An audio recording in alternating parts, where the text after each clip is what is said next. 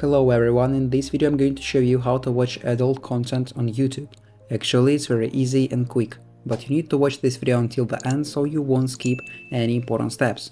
So first of all, you need to open your YouTube application, and then in this interface at the bottom right corner you need to click on your profile image button right up here, and then at the top right corner click on the settings gear icon like this.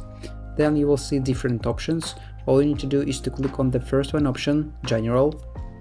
Then you need to find restricted mode option, here it is, and then you need to make sure you disable this option. So this option helps to hide potentially mature videos. That means that if this option is enabled, you won't be able to see some adult content on YouTube, so make sure this option is disabled.